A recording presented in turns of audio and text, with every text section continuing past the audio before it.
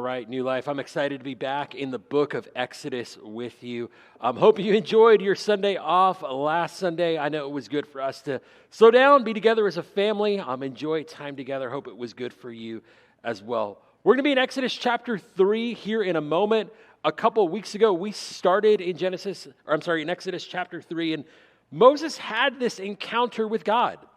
Okay, Moses has this encounter with God. He's living an ordinary, humble life.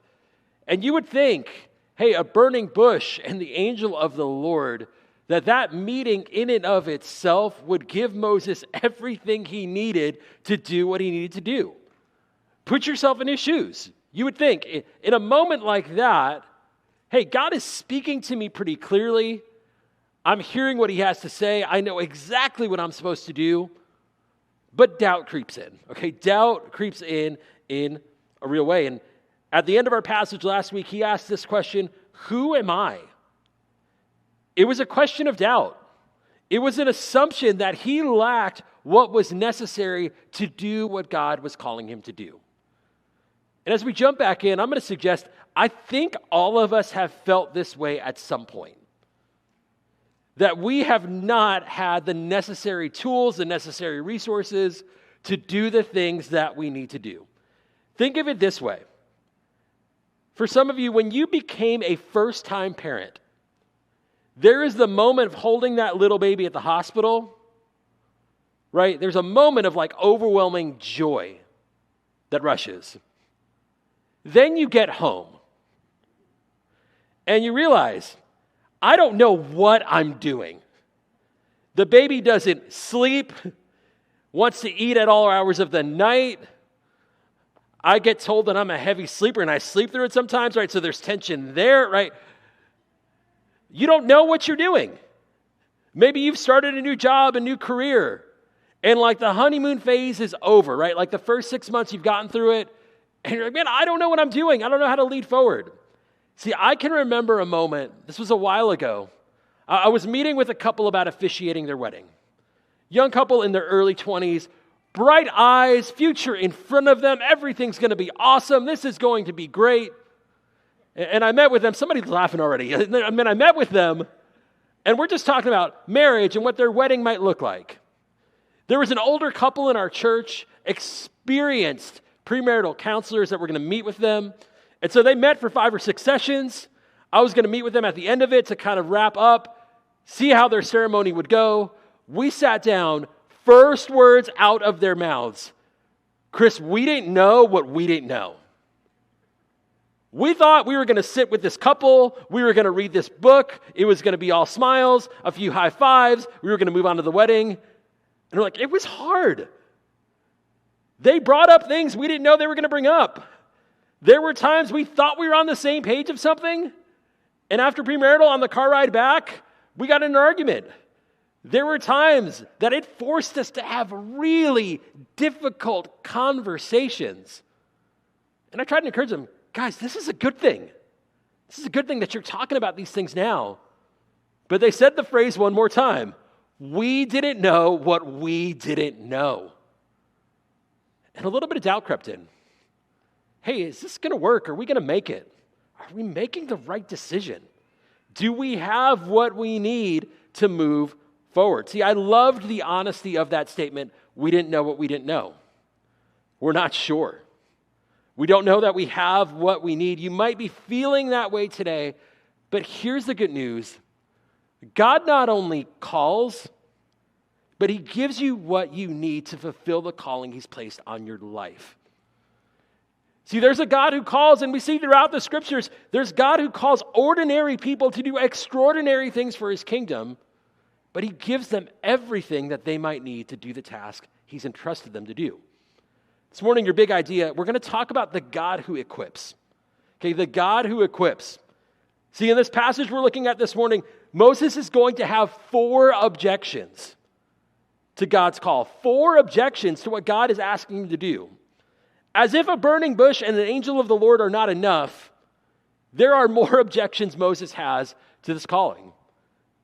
And man, because the Lord is good, because he's faithful, because he's personal, because he cares about you and me, he gives him 4 answers to his 4 objections. So let's jump in chapter 3, starting in verse 13. Then Moses said to God, if I come to the people of Israel and say to them, the God of your fathers has sent me to you, and they ask me, what is his name? What shall I say to them? God said to Moses, I am who I am. And he said, say this to the people of Israel, I am has sent me to you. God also said to Moses, say this to the people of Israel, the Lord, the God of your fathers, the God of Abraham, the God of Isaac, the God of Jacob, has sent me to you. This is my name forever, and thus I am remembered throughout all generations. Go gather the elders of Israel together and say to them, the Lord, the God of your fathers, the God of Abraham, of Isaac, and of Jacob has appeared to me, saying, I've observed you and what has been done to you in Egypt. And I promise that I will bring you up out of affliction of Egypt to the land of the Canaanites, the Hittites, the Amorites, the Perizzites, Hittites, and Jebusites, a land flowing with milk and honey. And they will listen to your voice, and you and the elders of Israel shall go to the king of Egypt and say, the Lord, the God of Hebrews, has met with us. Now please let us go a 3 days journey into the wilderness, that we may sacrifice to the Lord our God. But I know that the king of Egypt will not let you go unless compelled by a mighty hand. So I will stretch out my hand and strike Egypt with all the wonders that I will do in it. And after that he will let you go, and I will give this people favor in the sight of the Egyptians. And when you go, you shall not go empty, but each woman shall ask of her neighbor, and any woman who lives in her house, for silver and gold jewelry and for clothing. You shall put them on your sons and daughters. So you shall plunder the Egyptians. So there's a question and an answer. There's a call and a response. There's a dialogue that begins. And don't miss this. In verse 13, Moses starts with this question. What do I even say? What am I supposed to say? What words are supposed to come out of my mouth, right? I don't know what I'm doing. We've been there. And man, think about it with the people in your life. There is that moment where you know you're supposed to share the gospel. And fear creeps in and doubt creeps in. And it's the moment of, hey, what if I'm rejected? What if they don't listen? What if they ask a question I don't know the answer to? Real doubt and real fear can creep in. See, it's a situation that we're familiar with. Fear, resistance, doubt. See, Moses has a lack of content. He doesn't know what he's supposed to say. And hey, as a church, I'm excited to tell you, we're going to have 3 or 4 times this coming year where we actually have a little bit of a workshop that will give you some confidence in sharing the gospel. Knowing that, man, we're in a season right now in our world where people are open to spiritual things. People have a lot of questions and not a ton of answers. Man, we have the hope of glory in us. We want to equip you that way as a church. But, man, it's a legitimate question. It's a legitimate question from Moses' standpoint, and the Lord gives him an answer. Look at this in verse 14. God said to Moses, I am who I am. And he said, say this to the people of Israel, I am has sent me to you.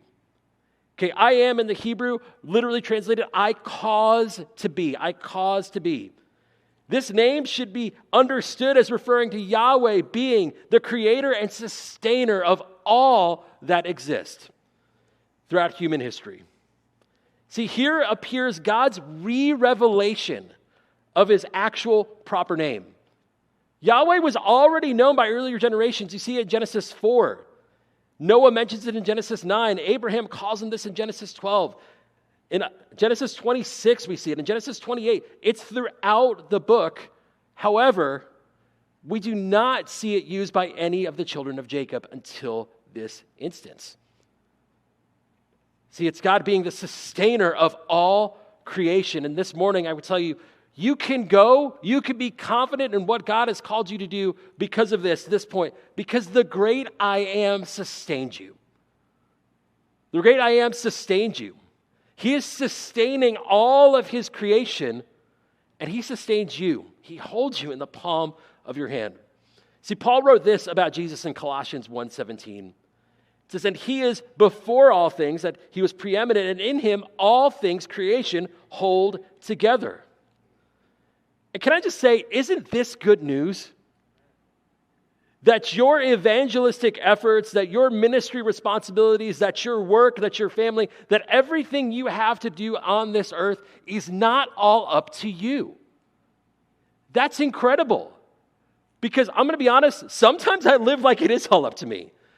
And I think some of us do that. Man, we drift and we get anxious and we overthink because we think all of it is up to us. The good news this morning is that not all of it is up to us. We serve a God who sustains his creation and the very people that he creates.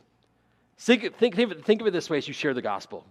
See, you do the sharing, but God does the saving. You share the words, but the Spirit is going to do the work. It's not all up to you. We get to be the messengers, but the message has existed from the beginning of time.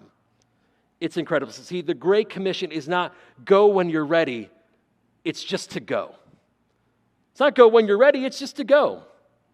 See, I had this moment. I remember years ago, I was meeting with a volunteer. He was on my youth ministry team. We were sitting in Starbucks talking about things in his life. And as we're having this conversation, there was a guy at a table next to us, and he had those noise-canceling headphones on. In the middle of our conversation, his headphones died.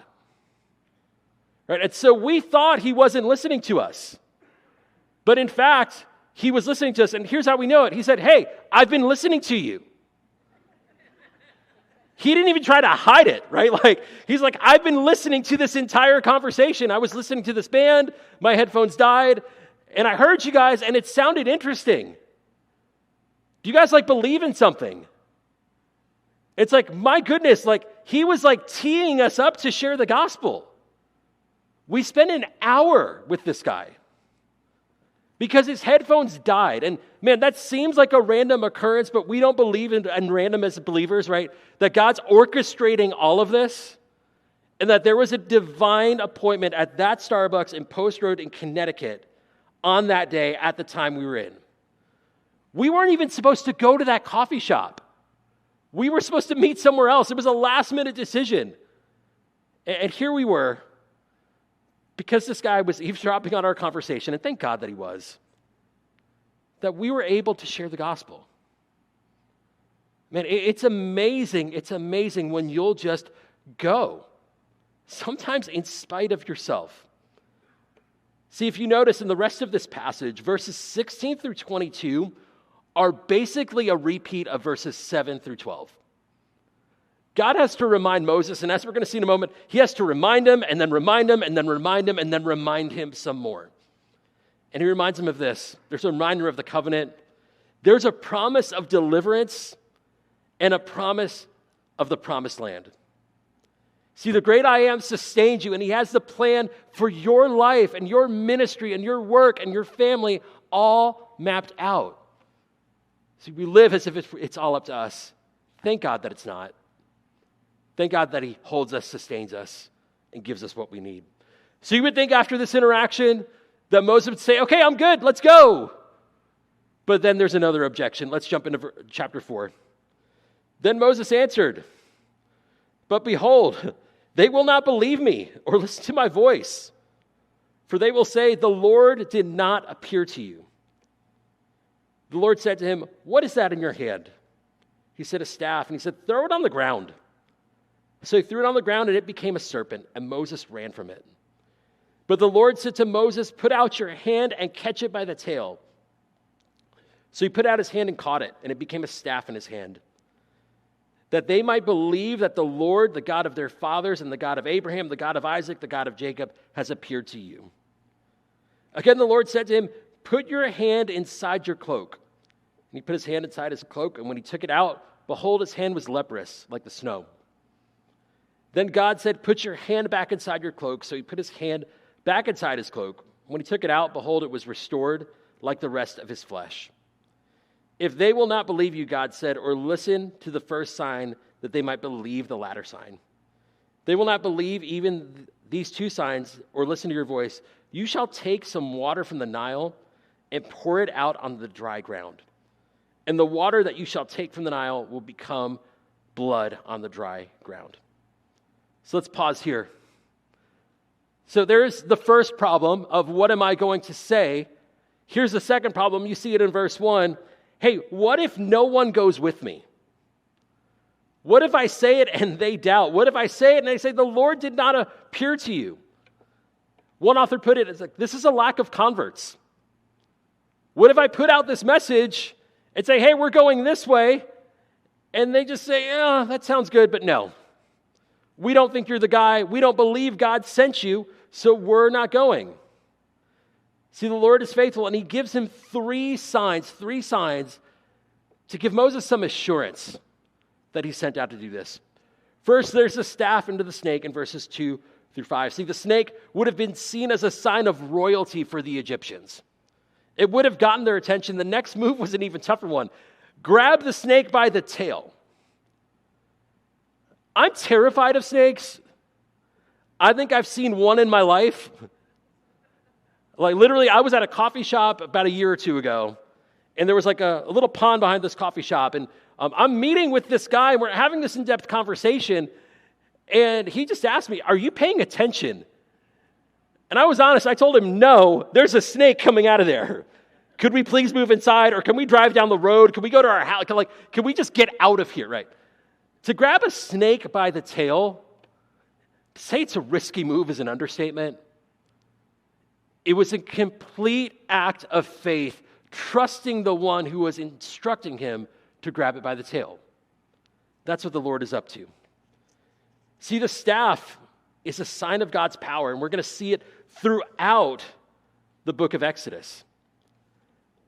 By having the staff become a snake, by grabbing it by the tail, by even using a snake that was a sign of royalty for the Egyptians, here's what it is. He's demonstrating his authority over all creation. He's making a statement in that. Next, there's skin disease. And God's going to use this to demonstrate his authority over all disease and all sickness. See, elaborate precautions in this culture were taken to avoid contact with people who were infected. They were outcasts, and man, there were no immediate cures, so a miracle like this would not have been expected. God's going to use this as a greater illustration of how he can take an unclean nation and make them clean. See, in the ancient Near East, sacrifices would be offered in the hopes that diseases might be taken away. And here the Lord tells Moses, you're going to put your hand in, you're going to take it out. And I'm going to demonstrate my authority over all sickness and disease. And then finally, there's the water into the blood. See, the Egyptians, they viewed the Nile as God. It was something to be worshipped in a pantheistic culture. It was something to be worshipped. It was looked at the source of all life. See, it made Egypt the most densely populated country in the ancient world because they had the Nile. And so they would sacrifice to it. They would worship it. And here he's going to demonstrate his authority over their false god. Here's your encouragement this morning. God demonstrates his power to Moses when he's doubting, and his power is present in our life. When you're doubting, when you feel like you're lacking, know this, you can rest in his power. You can rest in his power. See, the signs are ultimately a demonstration of his power over disease, over the Nile, over creation, over everything, that Moses would not have to worry if anyone would come with him. That the signs would be seen, and ultimately they would be seen, and he could trust that God's power was present. See, for you and for I, we have this promise. Jesus gave us this promise that the Spirit of God is in us. John 14 puts it this way. But the Helper, the Holy Spirit, whom the Father will send in my name, he will teach you all things and bring to you remembrance all that I have said to you. I love that in John 16, Jesus puts it this way to his followers. It's better that I might go so that the Spirit might come. What a statement. And man, I'm sure it was a shock for Jesus' early followers to hear that. But what a statement that we have access to God's power. We have the same Spirit that raised Jesus from the dead present in us. That's what Romans 8 says. When you feel you're lacking, you can rest in his power. About a month or so ago, Riley and I had a daddy-daughter date. We went to go see the David movie. Okay, and for her, she loved going to the movie theater. I think we've been twice. She just knows she gets a big chair that gets to recline, that her brothers are not going to interrupt the movie, that we get to sit, that maybe daddy will buy like a little treat, right? She just thinks it's awesome, right? So we're watching the David movie, and let me just say, what an incredibly well done movie. Man, it was so, so good, right? And so we're watching this movie, and we get to the point in the narrative where King Saul is being tormented. And they did such a good job in the movie that it felt like really dark and a little scary. And so my 5-year-old daughter leans over to me and says, Daddy, I'm scared. And I said this back to her. I said, Riley, do you remember how this story ends? And she said, I do. We learned about it in church. She remembered how the story ends. And so here's the cool thing. Immediately, the fear was gone. Believer, you and I know how the story ends. We don't have to live powerless lives. We are not just hanging on to eternity. We get to live abundant life here on this earth. We get to engage in kingdom work. We don't have to live scared. And man, I see so many things, and man, sometimes you just need to get off social media, man. I see so many things. People live powerless, scared, anxious, fear-filled lives, and that's not the spirit that God has given us. We've not been given a spirit of fear, but of power, love, and a sound mind. We need to live that way. If you're fearful this morning, you can rest in his power. And once again, you would think that this is the moment. This is the moment. Moses gets it. Moses doesn't get it. Let's jump into verse 10. But Moses said to the Lord, Oh, my Lord, I am not eloquent, either in the past or since you have spoken to your servant, but I am slow of speech. Then the Lord said to him, Who has made man's mouth? Who makes him mute or deaf or seeing or blind? Is it not I, the Lord? Now therefore go, and I will be with your mouth and teach you what to say. See, there's a lack of content, lack of converts. This is a lack of speech. Moses doubts, and there are some that believe Moses had a speech impediment. I'm actually going to take a little bit of a different approach on this. The Hebrew text has an exaggerated humility in it. I believe that Moses is in a real moment of doubt. Not that he didn't have the ability to speak, he just didn't know what to say. See, we see this throughout the Old Testament. You'll see it up on the screen. Abraham has a moment like this. He says, Behold, I have undertaken to speak to the Lord. I am but dust and ashes. Abraham is not but dust and ashes. Man, he's scared. Solomon says, And now, O Lord my God, you have made your servant king in place of David, my father. Although I am a little child, I do not know how to go out or come in. He's not a little child in this moment. Jeremiah just says it, I do not know how to speak as he's speaking. You guys get this? He says, I do not know how to speak as he's talking. This is doubt. This is all this is. This is doubt. It's fear. It's all that it is. See, I don't believe that Moses didn't actually know how to speak or that he had a speech impediment. He just had doubt. He didn't know what to say.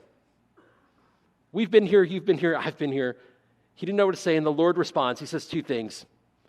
One, who made your mouth? Who made your mouth? Who told you that you didn't have the words to say? And then he says, I will be with your mouth. See, God's going to provide the words. God's going to give him the things to say so that he might lead the people. All Moses has to do is show up. All that he has to do is show up. Think of it this way. The Lord this morning, he wants your availability more than your ability. He wants your availability. He wants you to be present more than your ability. He values your availability more than your actual ability. So much of ministry, so much of life is just showing up and being present. You get to sit with the Lord each day, open his word, and just ask, Lord, what do you have for me today? See, as a church, there's several ways you can go about this. You get to just show up and be present in a worship service and just ask God, what do you have for me today? Who can I connect with? What do you want to teach me from your word today? You can show up in a group and commit to being with a group of other people and say, Lord, how are we going to carry out the one another's and carry each other's burdens and study the scriptures together? See, you can show up by serving, by saying, God, how do you want to use me on a tech team, with kids, with youth, on a worship team, as a greeter? You could show up with generosity. And I think about that table that's out in the gathering place right now, and man, can I just say, I always hope that we're a church that sees a need in our community and doesn't ask, hey, what are our barriers? But man, how do we meet that need? That a family might see the love of Jesus in a tangible way because people chose to be generous. Finally, you could show up and you're going. You're sharing of the gospel. And being present with non-believers so that they might come to know the hope of Jesus Christ. It's about your availability, not your ability. See, about 15 years ago, I went to a conference. And I remember this. A group of us from Liberty were sent up to this leadership conference at Brooklyn Tabernacle. And it was incredible. We were there for a few days. It's an incredible facility, thousands of people each week going to worship. And I remember this one moment that stood out. The conference ended on a Tuesday, middle of the afternoon it ended. A few of us went out to eat, and then we were going back to their prayer service that evening. And I remember we're at this diner, and someone says to me, hey, we should go in and save seats. And I said, for what? Because I'm thinking like, okay, we're going to be in like the basement of this church with like flanagram Jesus on the wall. We're going to share our prayer requests, right? We're going to disguise our gossip as prayer requests. We've all been there, right? I'm thinking like it's this old stuffy room. And someone just looked at me and smiled like, Chris, you've not been to a prayer service like this before. It's 5 o'clock. We're walking through downtown Brooklyn, and I see a line of people going around several blocks. And I'm asking like, hey, is there a concert in the area? The basketball arena's a few blocks over. Maybe it's for that. And I come to find out, people line up for this thing 2 hours before it starts. That they've just created something where people come in on a Tuesday night ready to worship, ready to seek God. The one we went to had a missions focus. They prayed for missionaries around the world. It lasted like 2.5 hours. But 2.5 hours and nobody's like looking at their watch. People are just there to meet with the Lord, to be present. Here's what's amazing about it. When Jim Cymbala first took over the Brooklyn Tabernacle, he was 21 years old. He had not finished Bible college or seminary. There were maybe a handful of people attending the church. He tells this story. There was one Sunday he was preaching. It was like in the third pew up, and the pew just collapsed in the middle of his sermon. And he joked, it took out like half the people that were attending. You had a really unqualified pastor trying to lead this really struggling church. At the same time, they had musical needs. And his wife said, hey, I'm not a trained musician, but I'll give it a shot. And here we were, 30 some odd years later, sitting with thousands of people, with an award-winning choir, with a pastor who'd written books, and they were now hosting a conference to encourage pastors. It's amazing. You would think that two people who were not super qualified would not end up in a spot like this. Here's the one thing that made the difference. It's the only thing they did. They said yes. They said yes to a call. And when challenges came up, they kept saying yes.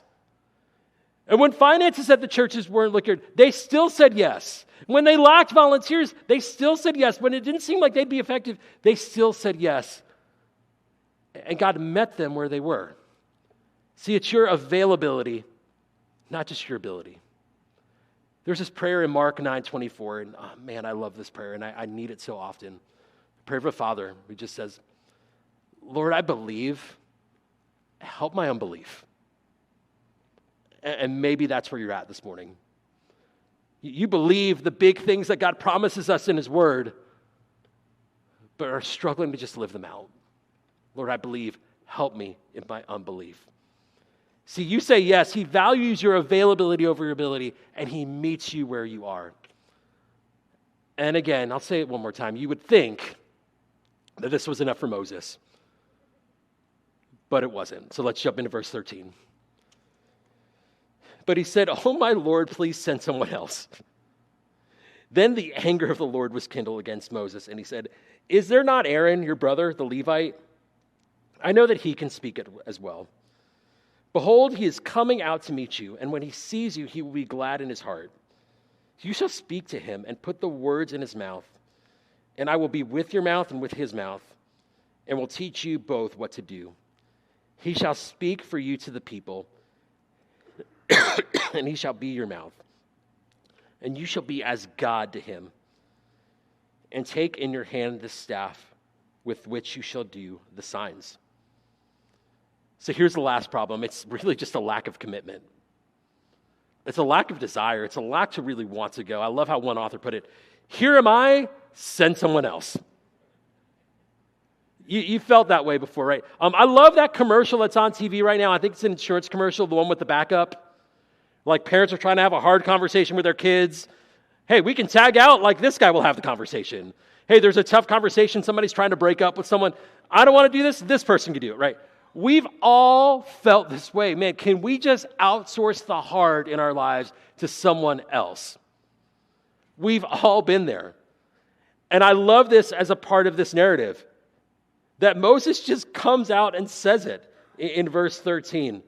Please send someone else. It's too hard. There's too many challenges. There's obstacles to overcome. Please send someone else. Notice this in verse 14. God gets angry. It says that the anger of the Lord was kindled against Moses. Parents, you can identify with this, that you ask your kid to do something once, then twice, then 3 times, then 4 times, then 5th time, right? You get angry. You're like, this was clear. I've laid it out perfectly for you. And so we see the anger of the Lord kindled against Moses. See, here's a passage we're going to jump into later in our study, but I wanted to bring it up now. Exodus 34, 6 and 7. The Lord, a God merciful and gracious, slow to anger and abounding in steadfast love and faithfulness, keeping steadfast love for thousands, forgiving iniquity and sin, but who will by no means clear the guilty, visiting the iniquity of the fathers on the children and the children's children to the 3rd and 4th generation. See, there's a tension in the text here, and it's a really good and a really healthy tension, that we see the grace of God. We see the grace of God. He's not given up on Moses in Exodus 34. He's not given up on the people. He's slow to anger, but let's not make a mistake. He does get angry. And he takes our sin seriously. And trust me, in a few weeks, when we get to the Passover, we're going to see the severity of our sin and how the Lord sees our sin. See, you want a God who gets angry. It doesn't allow sin to go unpunished.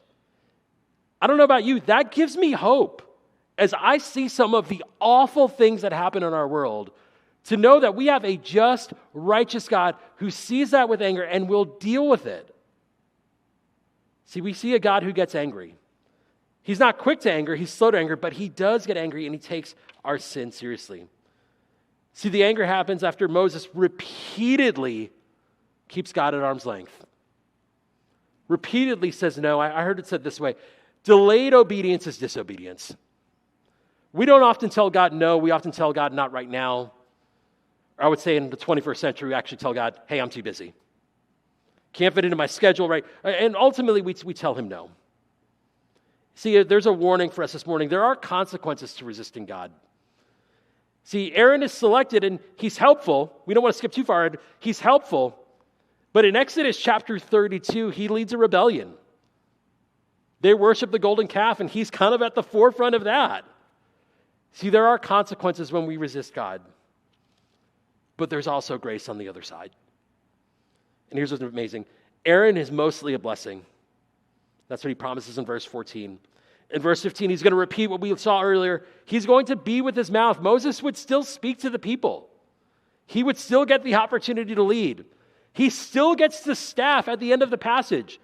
a sign of God's power. And man, think of it this way. We're stealing this from the Apostle Paul. When you're faithless, he remains faithful. I would love to say that I came up with that statement. I didn't. When you're faithless, he remains faithful. Moses is largely faithless through this passage. But thank God, this mission is not dependent on Moses. It's dependent on the one who calls him. See, when you're faithless, he remains faithful. I'm reading a book right now by a guy named John Deloney. John Deloney is part of Dave Ramsey's team. He does a lot of specialty with like mental health and counseling and relationships. And it's been a really good book so far. And the book's all about anxiety.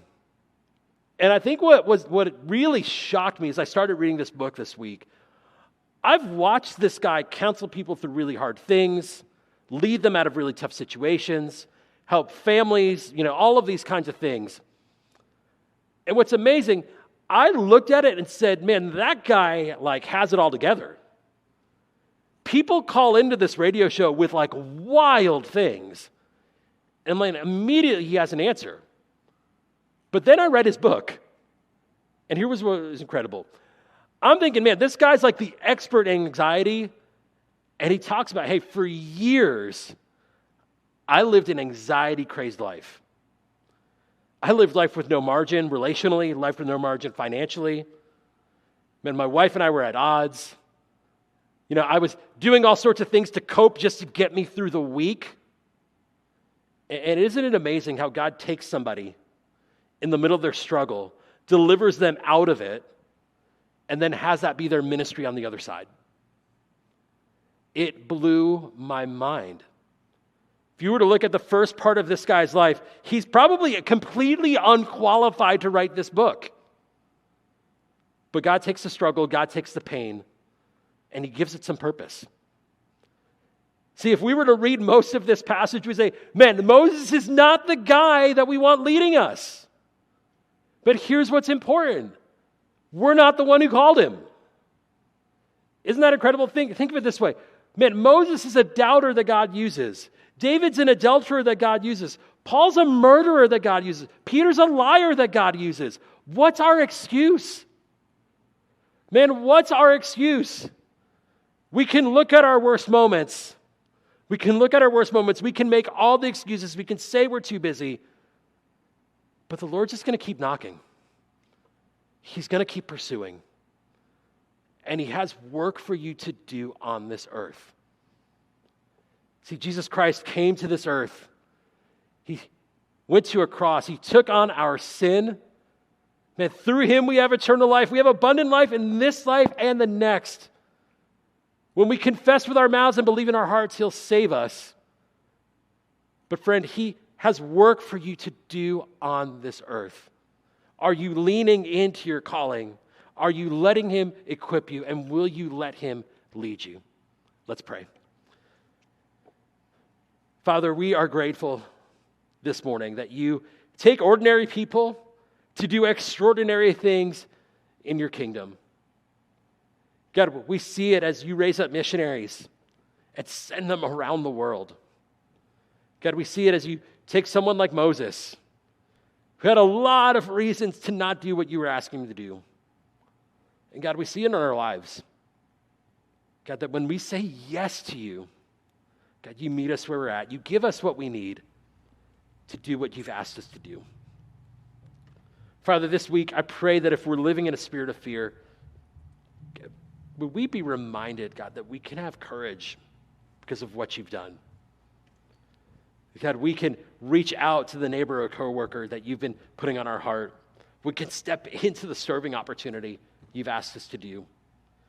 God, we can thrive in our marriages and our families, God, when we do it your way. Father, whatever it is, would you lead us this week, God, to faithfully live out the calling that you've placed in our lives. We ask all these things in Jesus' name. Amen.